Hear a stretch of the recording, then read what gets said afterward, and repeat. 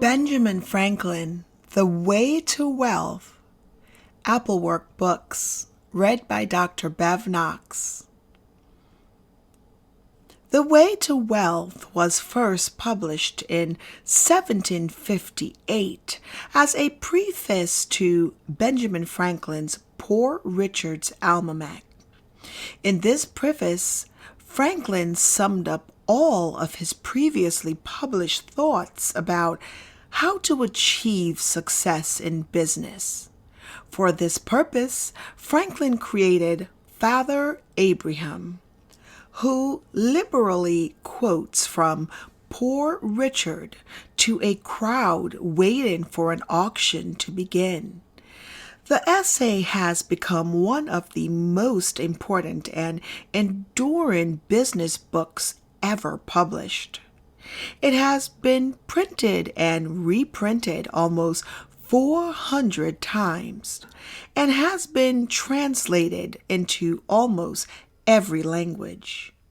We are delighted to present it here, still as true today as when it was first printed.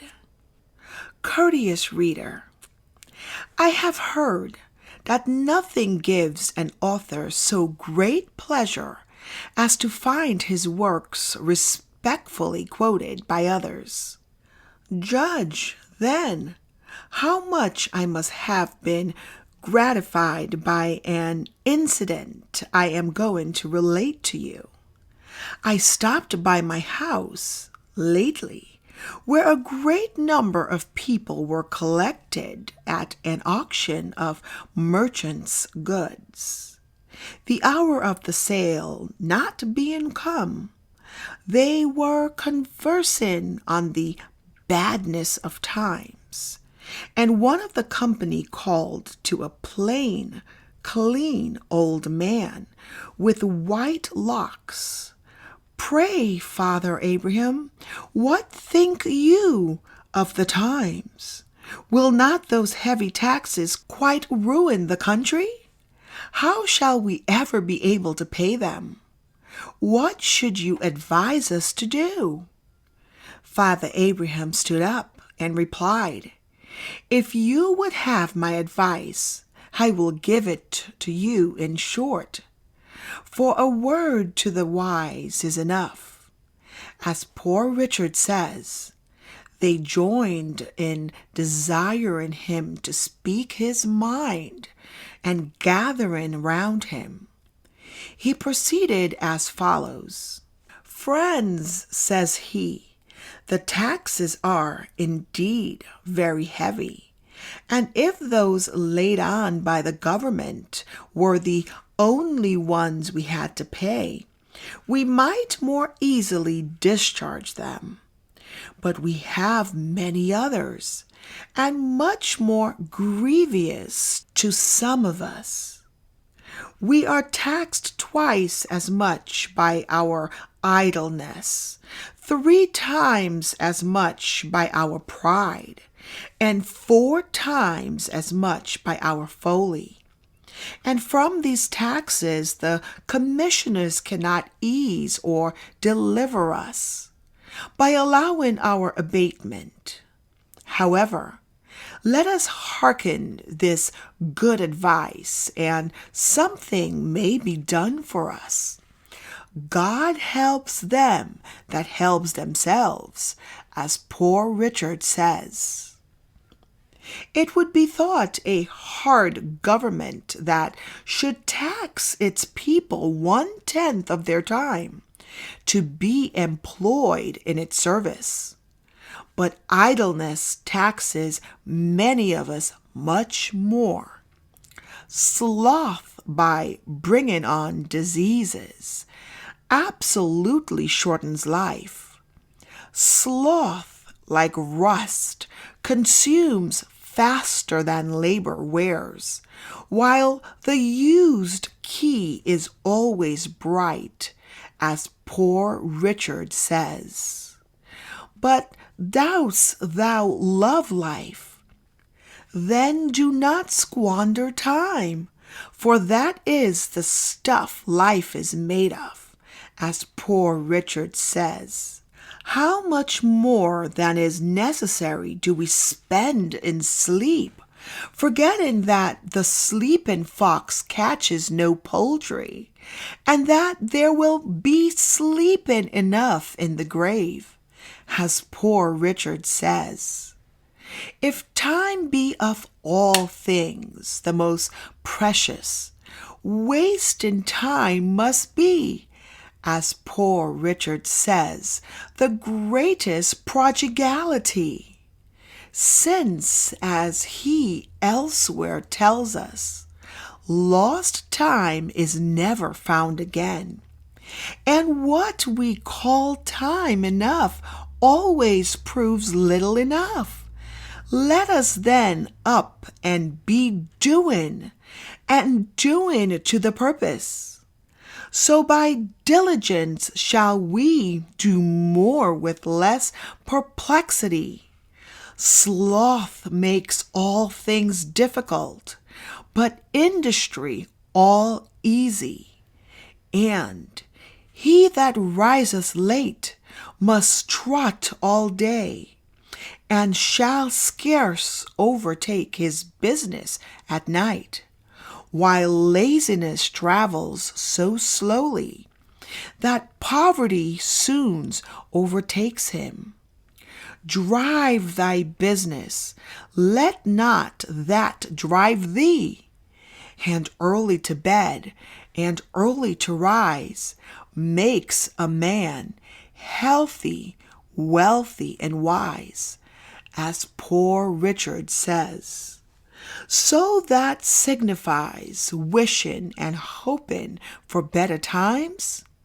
We may make these times better if we bestir ourselves. Industry need not wish, and he who lives upon hope will die fasting. There are no gains without pains. Then help hands, for I have no lands, or if I have, they are smartly taxed. He that hath a trade hath an estate, and he that hath a calling hath an office of profit and honor, as Poor Richard says.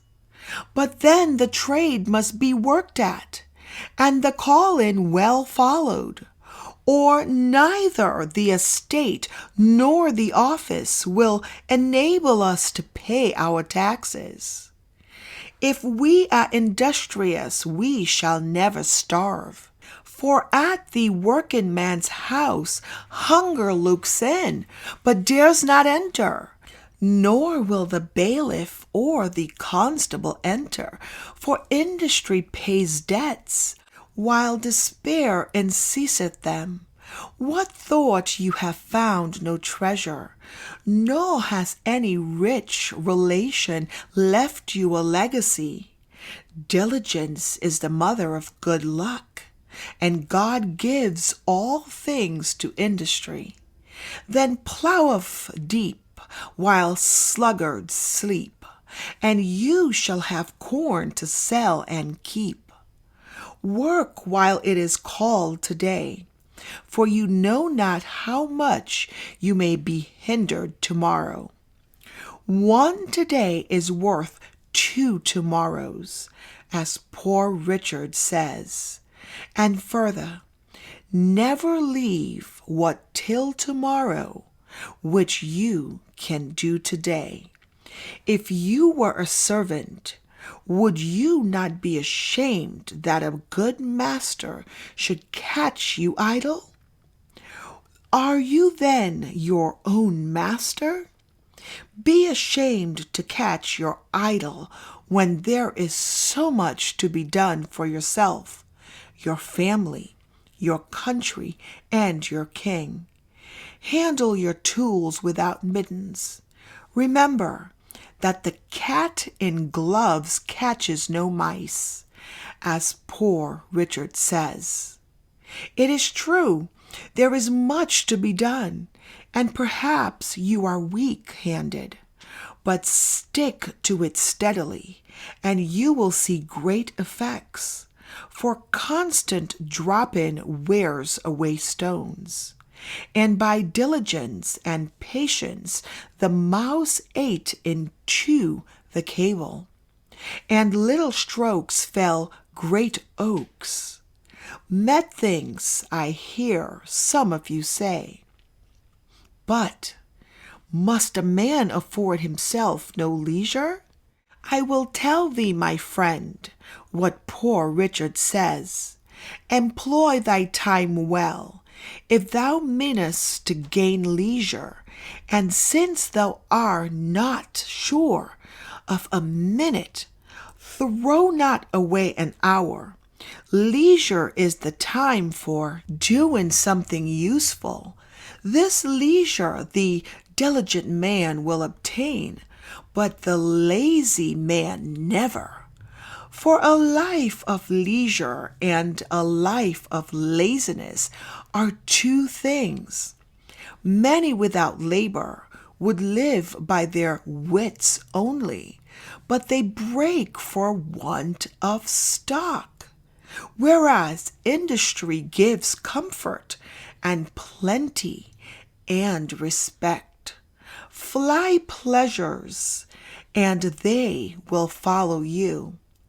The diligent spinner has a large shift, and now I have a sheep and a cow, and everybody bids me morrow. But with our industry, we must likewise be steady, settled, and careful, and oversee our own affairs with our own eyes, and not trust too much of others.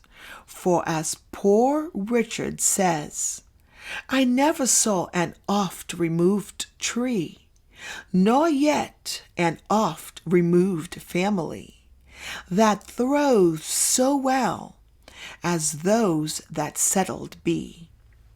And again, 3 removes as bad as a fire. And again, keep thy shop, and thy shop will keep thee. And again, if you would have your business done, go; if not, send. And again, he that by the plough would thine, himself must either hold or dive. And again, the eye of the master will do more work than both his hands. And again, want of care does more damage than want of knowledge. And again, not to oversee workmen is to leave them your purse open. Trusting too much others' care is ruin for many.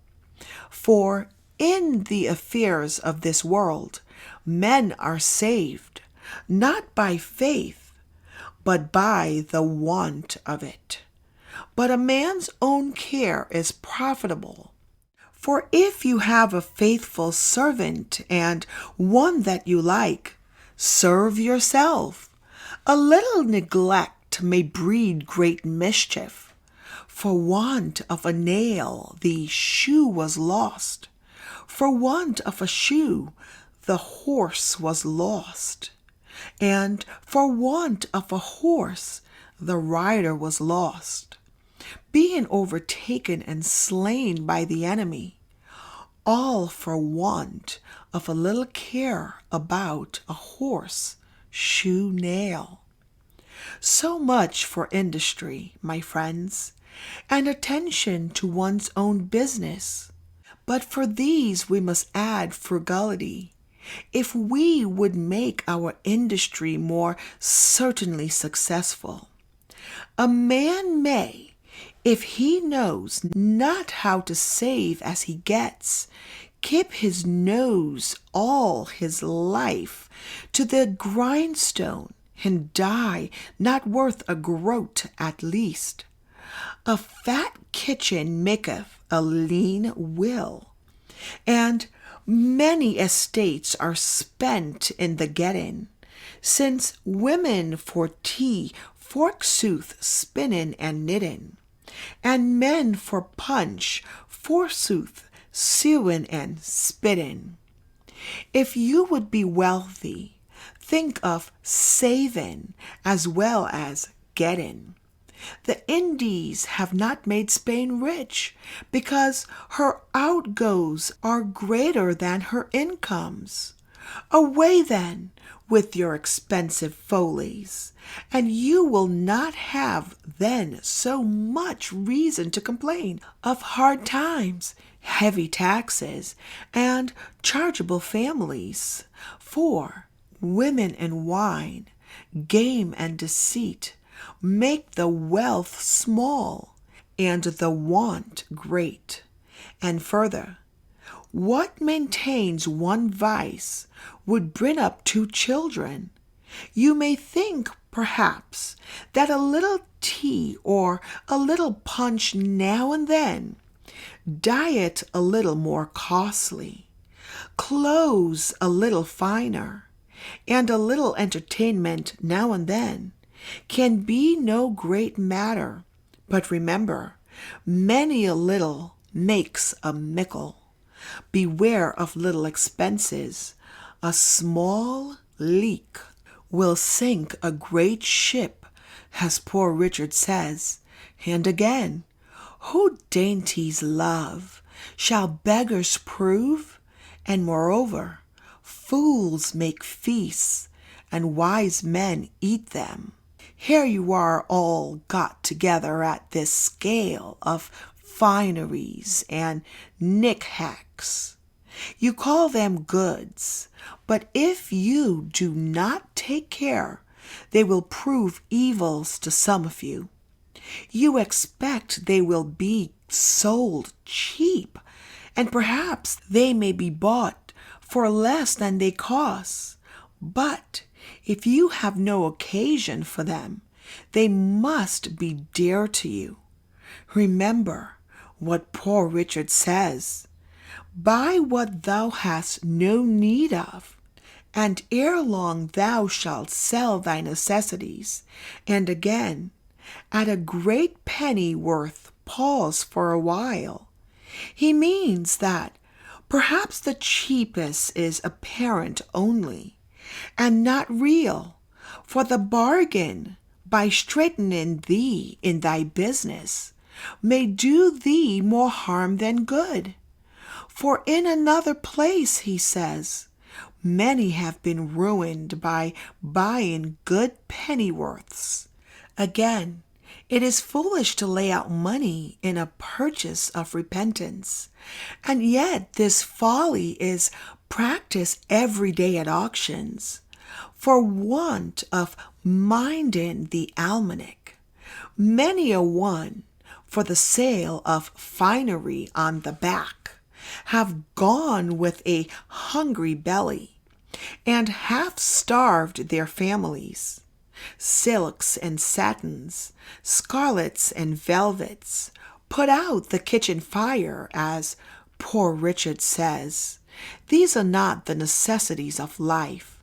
They can scarcely be called the conveniences, and yet only because they look pretty. How many want to have them?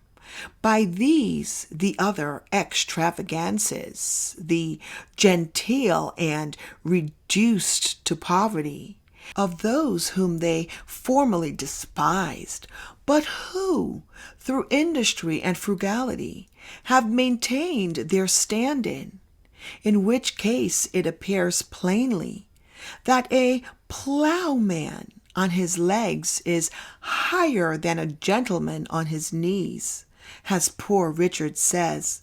Perhaps they have had a small estate left them, which they knew not the getting of. They think it is day, and never will be night, that a little to be spent out of so much is not worth minding, but always taken out the meal rub, and never putting in. soon comes to the bottom, as Poor Richard says. And then, when the well is dry, they know the worth of water. But this they might have known before, if they had taken this advice. If you would know the value of money, go and try to borrow some. For he that goes a-borrowing goes a-sorrowing, as Poor Richard says. And indeed, so does he that lends to such people. When he goes to get it again, poor Dick father advise and says, fond pride of dress is sure a very curse. Ere fancy you consult your purse. And again, pride is as loud a beggar as want, and a great deal more saucy. When you have bought one fine thing, you must buy 10 more, that your appearance may be all of a piece. But poor Dick says, it is easier to suppress the first desire than to satisfy all that follow it. And it is truly folly for the poor to ape the rich, as for the frog to swell, in order to equal the ox. Vessels large may venture more, but little boats should keep near shore. It is, however, a folly soon punished. For, as Poor Richard says, pride that dines on vanity serps on contempt. Pride breakfast with plenty, dined with poverty, and serped with infirmity. And after all, what use is this pride of appearance, for which so much is suffered? It cannot promote health, nor ease pain. It makes no increase of merit in the person. It creates envy. It hastens misfortune. But what madness it must be to run in debt for these superfruities. We are offered, by the terms of this sale, 6 months' credit, and that, perhaps, has induced some of us to attend it, because we cannot spare the ready money, and hope now to be fine without it. But think what you do when you run into debt. You give another power over your liberty. If you cannot pay on time, you will be ashamed to see your creditor. You will be in fear when you speak to him. You will make poor, pitiful, sneaking excuses, and by degrees come to lose your veracity, and sink into base right lying. For the second vice is lying, the first is running in debt, as Poor Richard says. And again, to the same purpose, lying rides upon debt's back, whereas a free-born Englishman ought not to be ashamed nor afraid to see or speak to any man living. But poverty often deprives a man of all spirit and virtue. It is hard for an empty bag to stand upright. What would you think of that prince, or of that government? Who should issue an edict forbidding you to dress like a gentleman or gentlewoman, pain of imprisonment or servitude? Would you not say you were free? Have a right to dress as you please, and that such an edict would be a breach to your privileges, and such a government tyrannical? And yet you are about to put yourself under that tyranny when you run in debt for such dress. Your creditor has authority. at his pleasure to deprive you of your liberty, by confining you in gaol for life, or by selling you for a servant, if you should not be able to pay him, then you have got your bargain.